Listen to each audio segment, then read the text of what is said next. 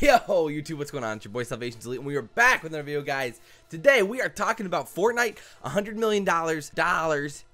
Am I Canadian? What is this, man? No. And we're talking about Fortnite's $100 million prize pool for their first esports season. And I know what you're thinking, okay? I get it. You're saying, like, Josh, oh, you're a Call of Duty channel. You shouldn't be talking about Fortnite. Fortnite's ruining Call of Duty. I know, I agree. And then, of course, when I do that, you know, when I just do what I just did, people are like, oh, Josh, you're stealing PewDiePie memes. Oh, don't do that. You're so unoriginal. They don't really think about, like, maybe I'm just innovating PewDiePie's content. But then, of course, they'll always be like, but Josh, I can make more original content than you. Oh, really? But can you do this? Okay. I'm done, guys. I'm sorry. I had to do it. I don't know. It's too much fun to edit to not put that in. Again, the problem with Fortnite's $100 million esports prize pool, it's going to be a massive draw, and it's going to bring in a lot of competitive players with a lot of organizations wanting to take part to have that chance at that big money that Fortnite's going to be able to bring. I mean, more than likely what it's going to be is going to be like $50 million for the PC season, $25 million each for Xbox and PS4. It just makes the most sense when it comes to, you know, divvying up the money there. But, like, there is going to be a lot of money to be had. I mean, with a prize pool that big, that means that Fortnite could do CoD Champs every single week for 67 straight weeks. I mean, it's just ridiculous how much money that is for prize pool. And the biggest issue is that it's the culmination of the top 7 esports last year. What we have to think about is if you're a pro player and you see this amount of money on whether it's console, on PC, for example, maybe you're Scumpii, and you see Fortnite has $25 million prize pool for PS4. You know how good you are with a controller. You know how good you are on PS4. You know how good you are with a Scuff already. If you could be on OpTic's Fortnite team for $25 million and you love Fortnite as much as Scumpii does, it seems like that's a feasible option. I don't know if he would ever actually do that for his own brand's sake, but when it comes to the money, it comes to how good he is, maybe he does.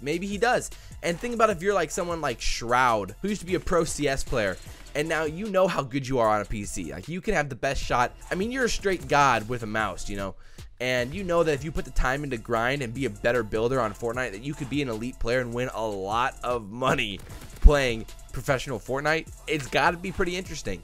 And for every esport that spans the board, you know, League of Legends, CSGO, Dota, Call of Duty, Halo, whatever it may be, you know, there's gonna be a lot of pros who are gonna see the money in Fortnite and be like, that would be pretty interesting if I played some Fortnite for, you know, $25-50 million.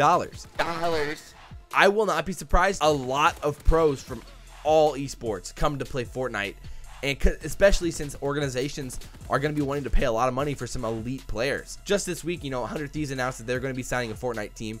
OpTic said they are going to be signing a Fortnite team. So it's just really interesting to actually see what type of players and what talent these teams are going to bring in, considering most of the Fortnite pros are already taken. There's already a lot of really good Fortnite players out there that are already on teams like TSM. I know this is kind of a shorter video, but it was something that I just wanted to make you guys aware of and look out for, and look for the signs that these guys potentially could be changing teams. We're going to get into a more consistent upload schedule in the next week or so. I just started work this week, and my work schedule's been a little inconsistent. Once I have a more consistent work schedule, it's going to be a lot easier for me to make videos. That's all it really is, though. I'm leaving for Anaheim in 2 weeks, basically. Yeah, like 2-ish weeks. And so I'll be there reffing the event as always. So hopefully I can see some of you guys there. That'd be hype. I really can't wait to see more of you guys. But as always, guys, if you guys enjoyed the video, like, comment, favorite, and subscribe. Again, I always really appreciate seeing your comments down below and seeing all that you guys have to say about whatever we're talking about. So with that said, guys, as always, I'm your boy SalvationsElite, and we'll see you next time. I'm out. Duty, this year would be the year to do it. So for those of you who don't know what franchising is when organizations pay to be a part of the league. So teams would pay to be part of the CWL. It would change up how Season 1, Season 2s work. We're like,